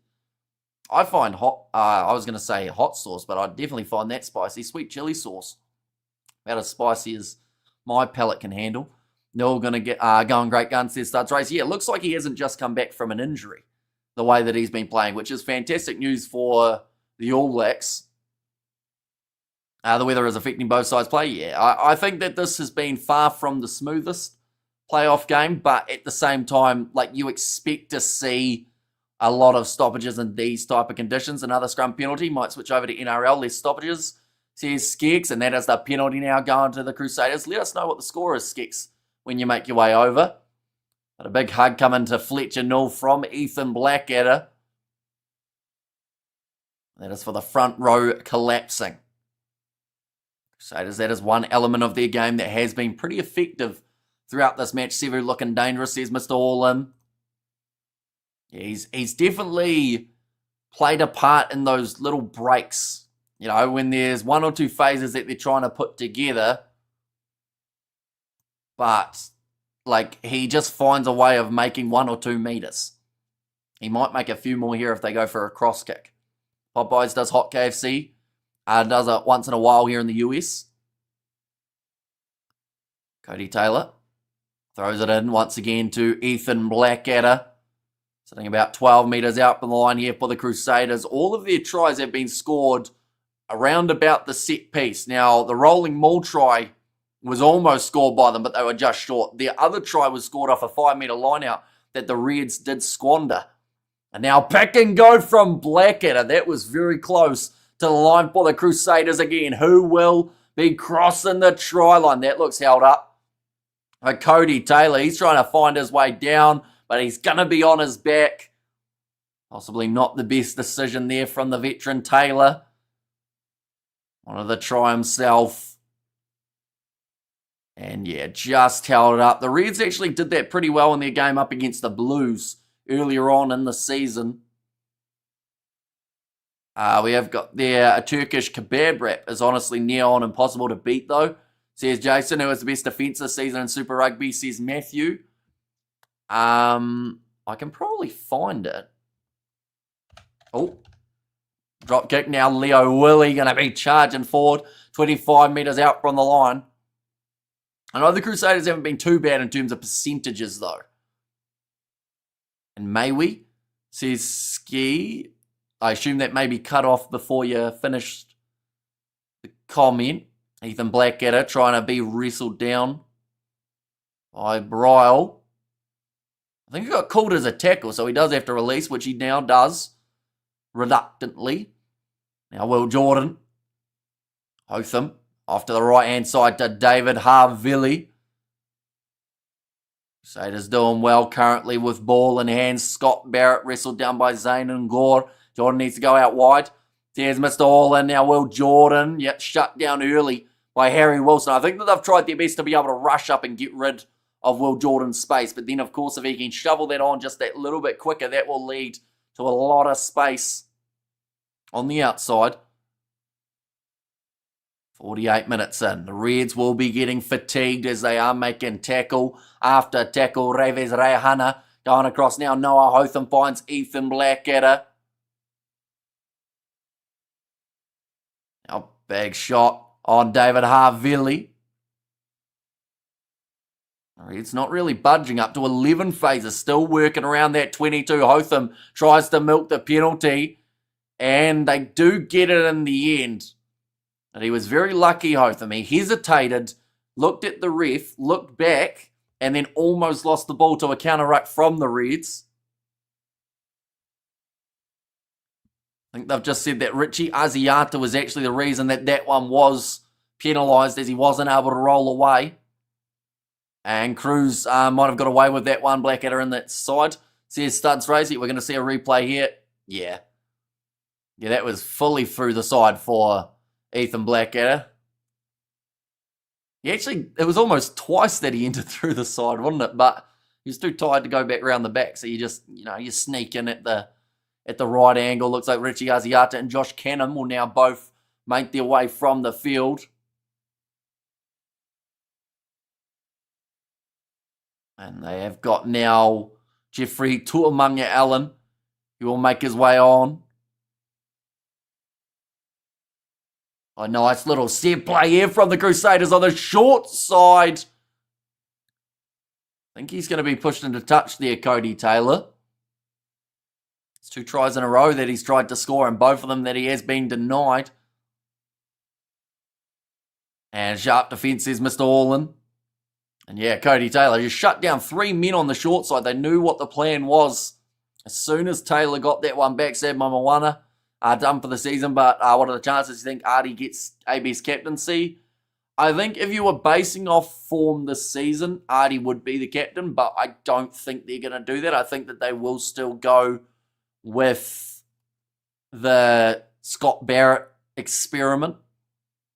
Harry Wilson now charging for missed tackle from Blackadder, but eventually finished by Christian Leo Willie. Ethan Blackadder's body seems to be handling the game well. Yeah, I just hope he doesn't try and go too hard, because we've seen it happen before with Ethan Blackadder, that he ends up going at 100 miles an hour. Like, I know that he's played well here, but I wouldn't be too far off taking him off for Cullen Grace, just to try and avoid any sort of further injury becoming a situation.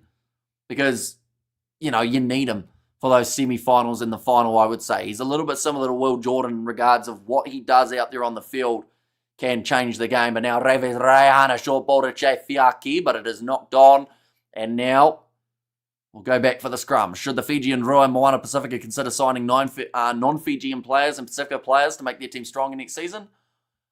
I don't think so. I think that the biggest problem for the Fijian Roa is every time they have some great players, overseas clubs steal them, because, they are so strong. Like, you look at someone like a Vinaya Habosi, you look at, there are many examples, actually, that you could look at as guys who win overseas, and also great Fijian players overseas that aren't playing for the draw, which I think does make it a little bit challenging. But like Moana, I think, have shown throughout that season with Artie Savia captaining and helping the side in the right direction. Like, Moana have got a lot of talent coming out of the Pacific Islands. Miracle Whailangi, Samisi Tupo Tailoa, all those type of players that have just really stepped up throughout this season. Patrick Pellegrini, as well as Havili when he wasn't injured. Now, Will Jordan kicking downfield, nicely taken at the back from Jock Campbell. That looks like it's going out on the full. Oh, it bounced. Was it on the line? Sever Reese says we're going back. It better have gone out, or else that is a full pass by 50 metres. And it looks like now Crusaders are going to have themselves a line out from inside of Reds territory. And we have got their scoreboard pressure. The Reds showing here. Says Mr. All in and gets the Reds marked Will Jordan's wing extra. Says Enzedor, he's at fullback for this game, so he's been floating a little bit, which I think makes it harder to be able to mark him effectively. That didn't look like the straightest line out I've ever seen, and it was called as not straight, which means that the free kick will go the way of the Reds. Scott Barrett is a natural captain, too much pressure on him. Says Ruth. You mean the French steal them? Says Rodney. The French, there are quite a few who do go to France. We've seen a couple go to Japan as well. But they're making great money overseas, and, it's absolutely massive for the guys who are getting those overseas contracts. That's going to be taken by Will Jordan under the high ball. Now, Hotham off to the left-hand side.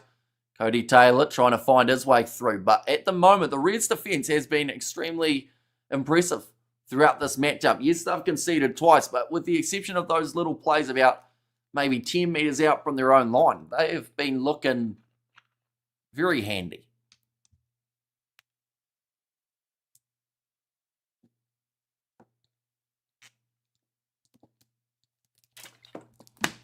Jock Campbell sits up now for Tim Ryan.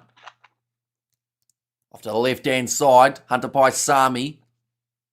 Christian Leo Willie again with the physical shot. How many Crusaders are on the field? They are everywhere, says Jules Will. Well, hopefully just the 15, and hopefully 15 on 15 is how it stays throughout this one. The last thing we want now for this playoff game is to have any sort of cards affecting those final moments. Paul Williams put his hands up like he's offside, says Studs Rays.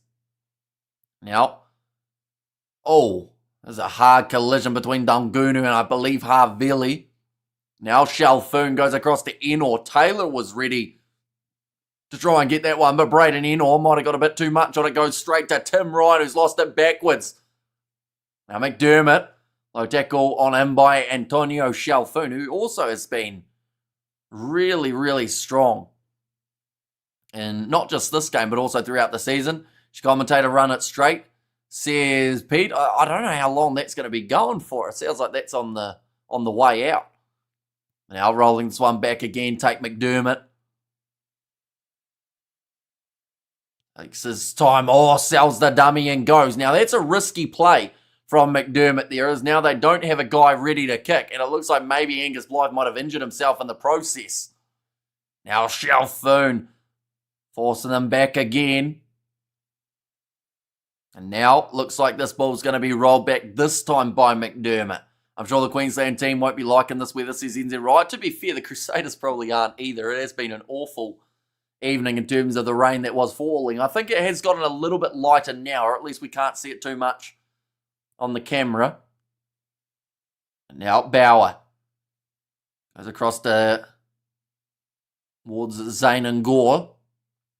Ball pops out again. Hotham back into the pocket. Reves Rehana, pressure on him by Bryle. Now Enor trying to find a way through. The Reds are doing, like I said, very well defensively, although Will Jordan puts the grubber in mind, chasing after this bit of pace and knocked on by McDermott, who did have to do a goalkeeper-like save to stop it from going through to Jordan.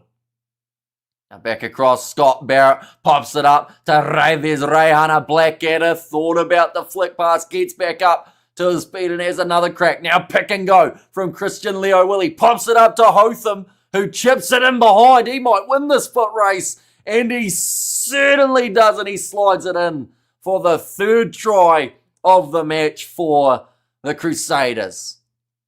And money, bruh. Can't make money in the island, says Fonzie, and it might be freezing there.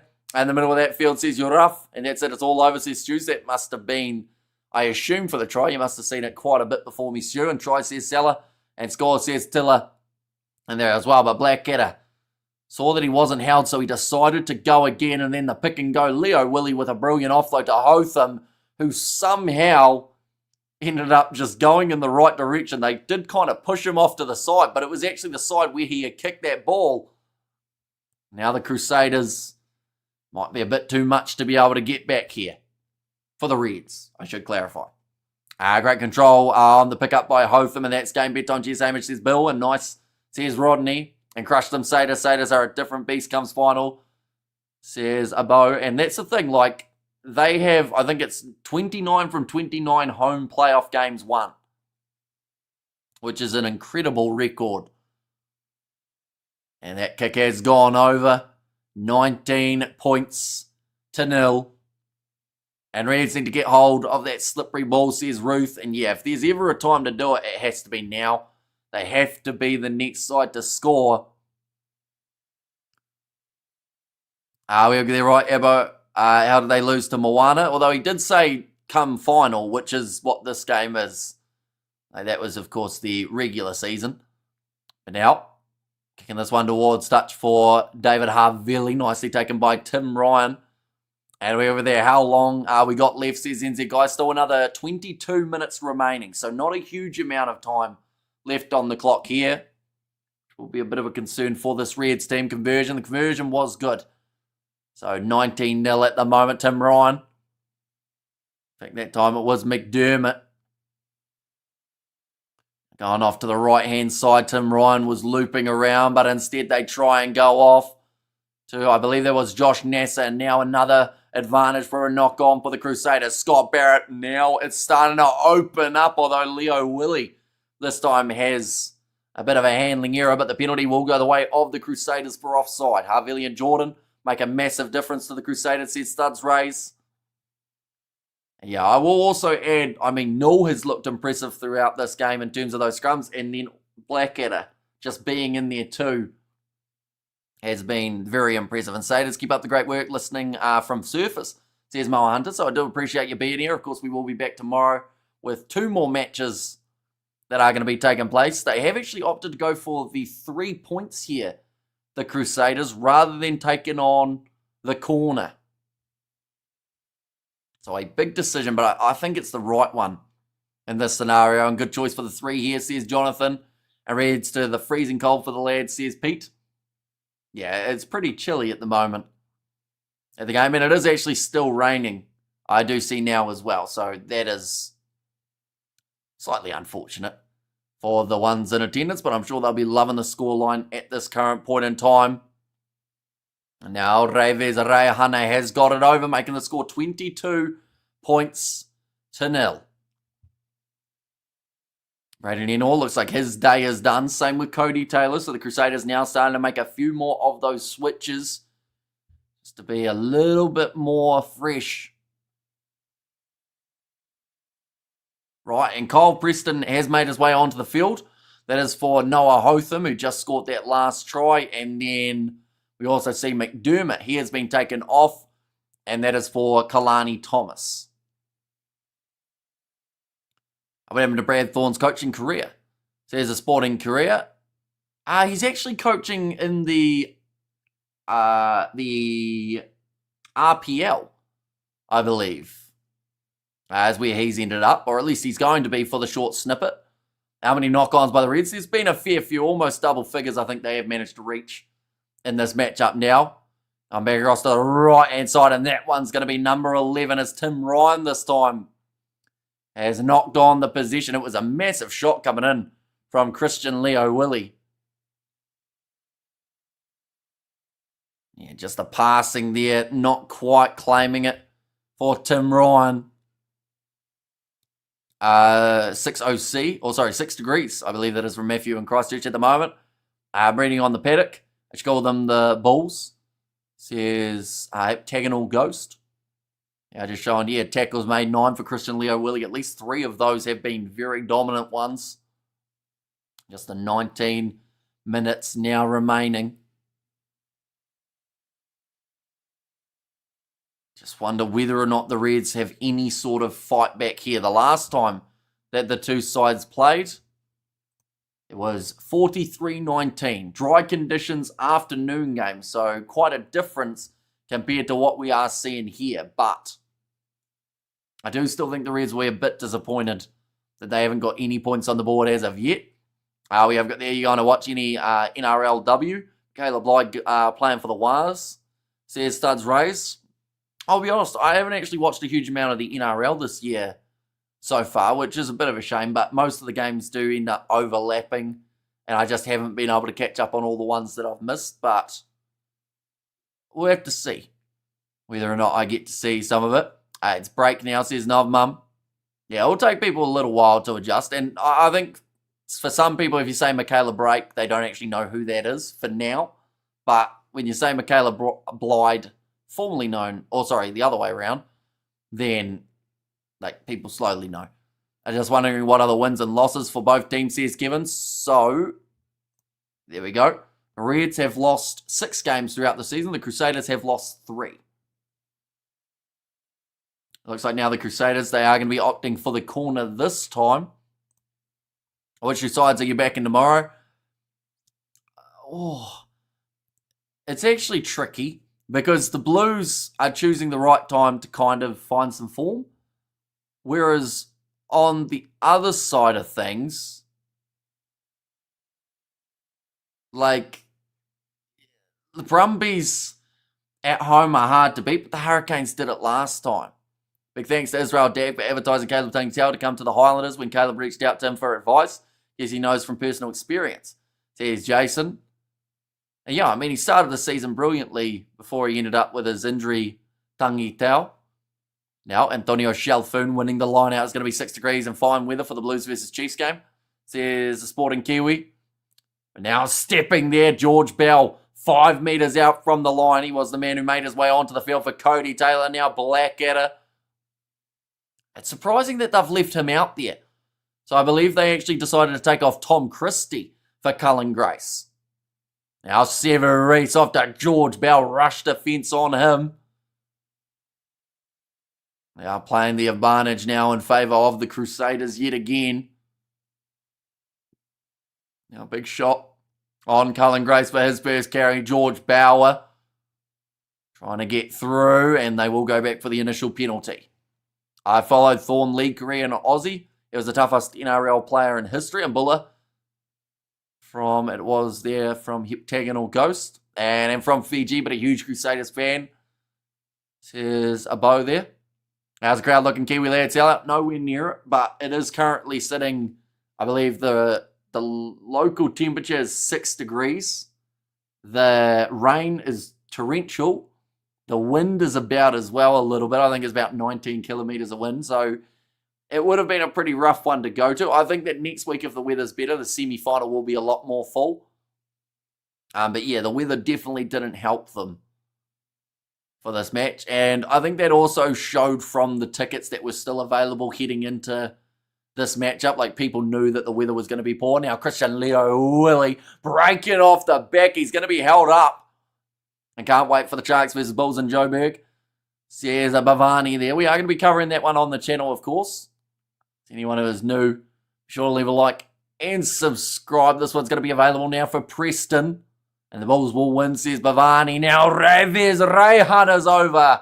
And that'll be try number 4 for the Crusaders. Tim Ryan getting smashed by Willie. Says the Red Warrior and Blues will win bet, says Jeffrey.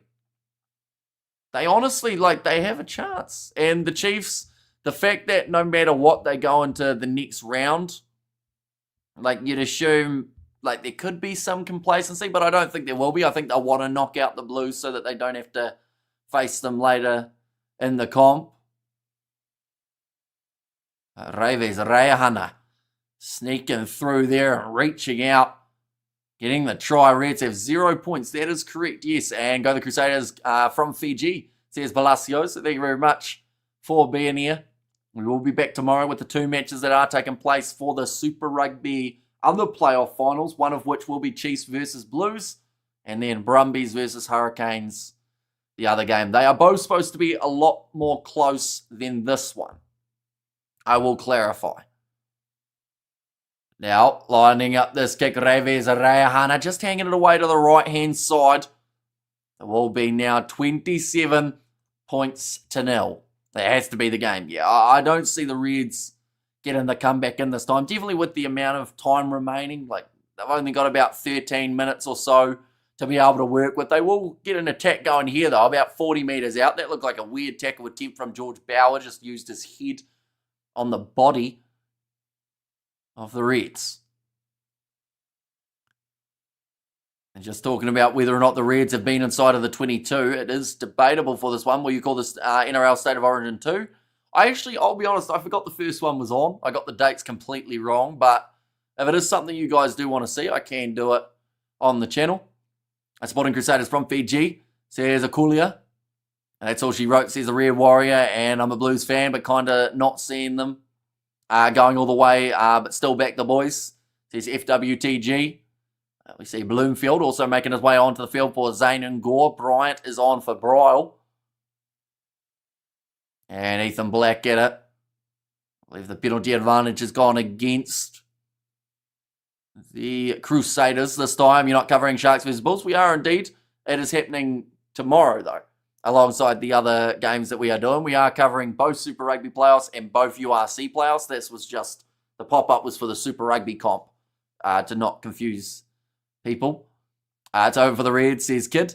And how much can you explain the draw work if the Chiefs lose? So if the Chiefs lose, because the Crusaders win this game, the Crusaders would then have the opportunity to have a home final up against the Chiefs if they do make it that far. So with the Chiefs, if they were to lose, they lose 1 ranking place, which would then put the Crusaders above them. if that makes sense. So they'd still have the home semi, but then if both favourites, including the Chiefs, won their semis, then they would be playing in Christchurch. Oh my goodness, that was bad. Ethan Blackett has just tried to decapitate one of the players. This will be a yellow card at least here. He's going over and apologising. He's getting yellow card 10 minutes in the bin. I think he ran a little bit too quick there, Blackett. I couldn't change direction and just absolutely slapped him in the head. Now that's an interesting one here because it is a classic clothesline. So if it's a rare card, Blackett is gone for the rest of the season. I hate watching the Crusaders win. They've had 16 humans on the field assuring victory. Definitely the worst refereeing performance of the year, says Tony. How good would it be? Sia Khaleesi actually signed with the Hurricanes. Apparently he was very close, and then came from him. So it must be true. Says Jason. That could be a game. And I damn Blackadder. Yeah, after doing so well, I was surprised that they left him out on the field. I thought they would have put Grace on for him rather than taking off Tom Christie. This is a nice rolling maul here for the Reds, and they are over the line to break the drought. And Josh Nasser does score it. The Reds want to play with 10 minutes to go. It's too late now, says Seller. It's a red card all day, says Stu's World. And red card Blackadder is a pure thug, says Yuraf. And Billy LaRue, brilliant. He was phenomenal in the last game for the Bulls. Ryan Smith did manage to claim that line out and then just slowly building towards the try line there for the Reds. And then Josh Nasser able to go through. Gets the try. Filippo Dungunu will actually be the man in charge of kicking responsibilities here. 4 kicks taken, 4 successful throughout his career for Filippo Dungunu. No pressure. Sitting at 100%, and he will remain at the 100%. Sitting now 27 points to 7. Theoretically, I know that it's not likely, but if the Reds were to score 3 converted tries in the next 10 minutes, they do actually win this game if the Crusaders don't get any more points. Now, like I said, the chances of that happening seem pretty slim. Love hearing people who hate the Crusaders cry when the team gets steamrolled, says Paul Thompson. We have there what a horrible game. At least tomorrow's game will be good, says Dan. Well, hopefully the weather plays ball. I know that, of course, like the game has been far from perfect, but I do think that the weather has really not helped it. Now that's going to be the knock-on coming from the Crusaders here. So give them the possession back to the Reds. You're dreaming, says Shelley. Yeah, I don't think it's going to happen. I think it's impossible for them to come back into it. But, like, mathematically, that is what they would have to do. How's Amish? When is the Lions saw starting in the whole international season for that matter, says Roger. So late June is when we start to see the internationals firing up in terms of warm-up games for the July internationals and whatnot.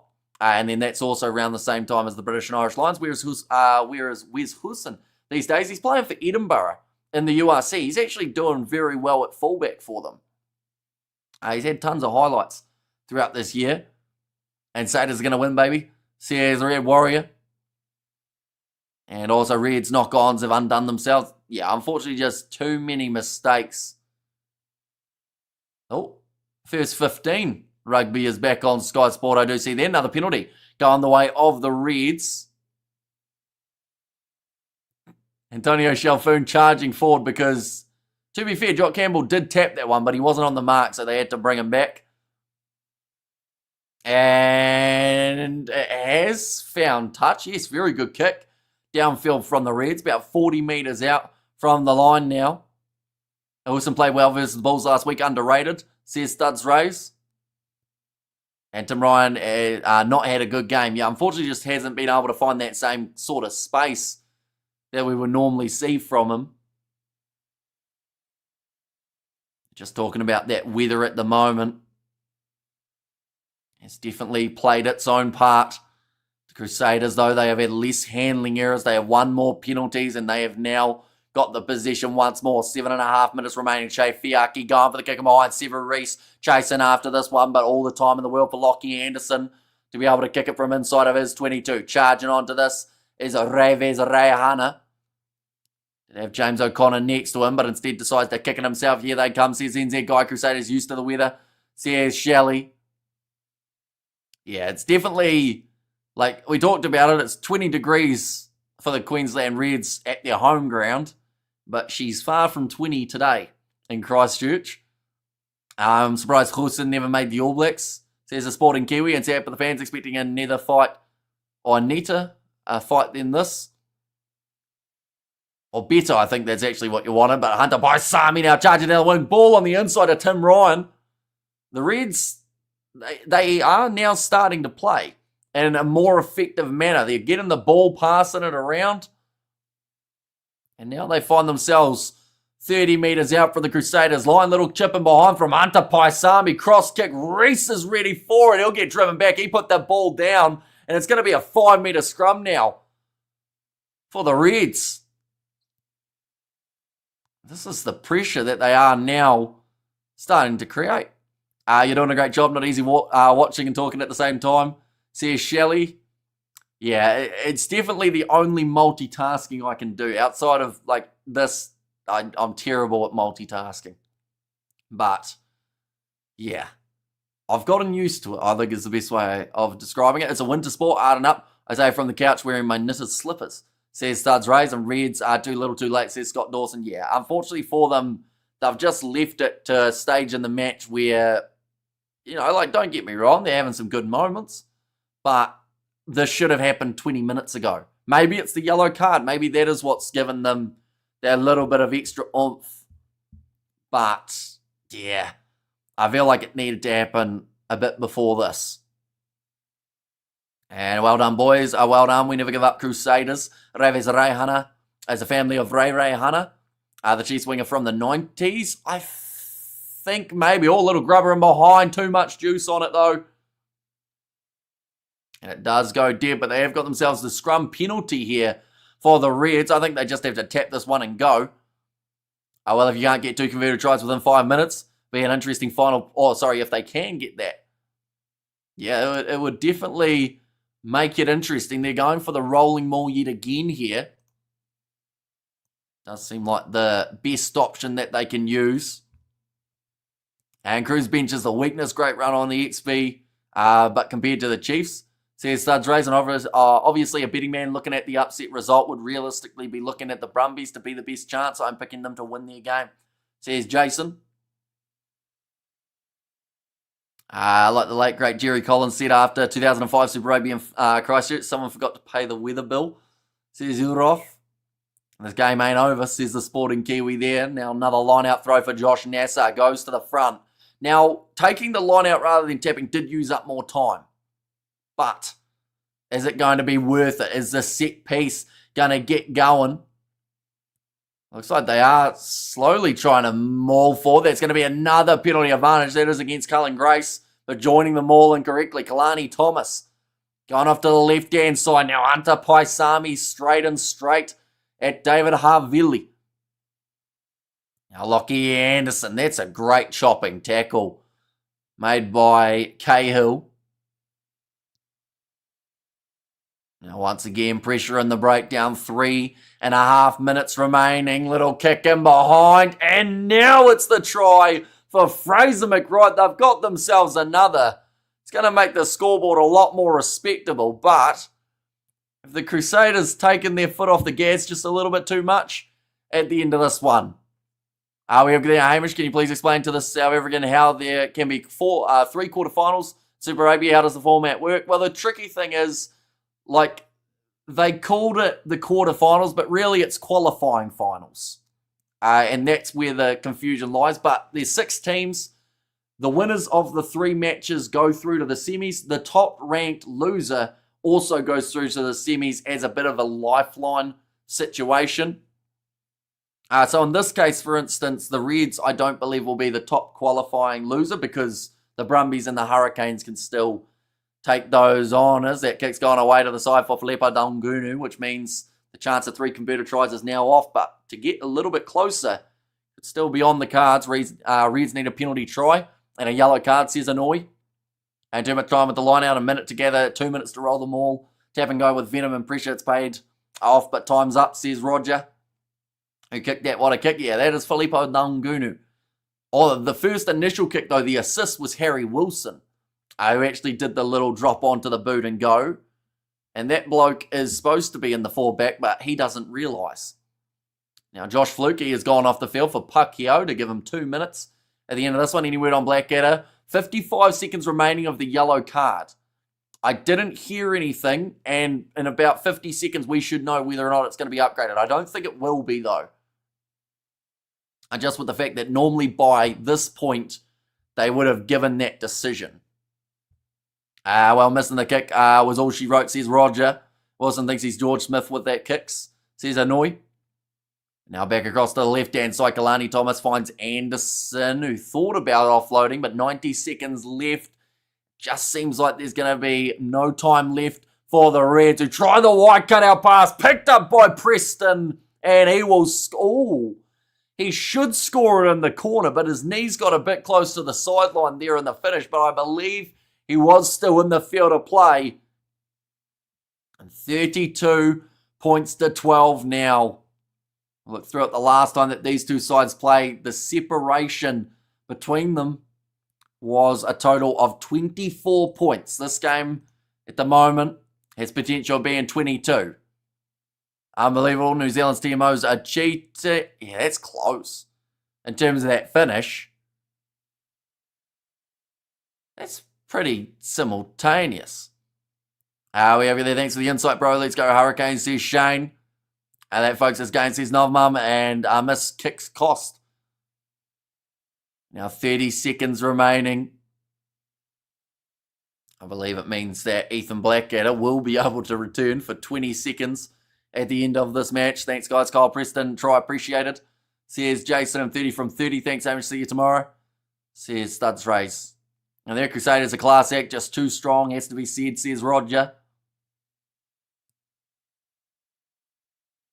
Now James O'Connor, he's missed that one just as wide as Dungunu did. And drew that, what a game. Harry Wilson is best number 8 in the world. Says a Sporting Kiwi. And one more like says NZ Riot. But this one, I assume that the Crusaders will just be looking to kick this ball out. They don't have to really prove anything else. Just get that ball out, finish the game, and they will move through to the semi-finals. They will be at home. And they'll be taking on either the Blues, the Hurricanes, or the Brumbies. They can face all three. So we'll have to wait and see exactly who it will be. If Havili gets in the All Blacks and raises, I thought they said retired, but it certainly does not. And hey, Hamish, I think you're right. I'm the reason Drew loses, says Optimus. And there's one great commentary, all game appreciated, says Jonathan. Like and subscribe, says Rodney. Yeah, anyone who is new, be sure to leave a like and subscribe. We are going to be talking about, or we are going to be doing the commentary, in fact, for the two games tomorrow. The Chiefs versus the Blues. That is the 7:05 p.m. kickoff. And the Brumbies taking on the Hurricanes. That is the one kicking off at 9:35. Alongside that, we are also going to be doing the two semi-finals of the URC. Glasgow versus Leinster, and the Bulls taking on the Sharks. But nonetheless, I do thank you all very much for tuning in. If you did enjoy, be sure to leave a like and subscribe. End score in this one, 32 points to 12.